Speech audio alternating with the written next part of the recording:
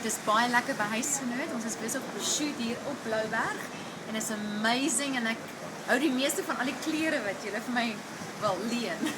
Moet dit teruggee. En ag, is dit 'n lekker dag en is 'n new beginning en is 'n begin van 'n nuwe lewe en is Desember.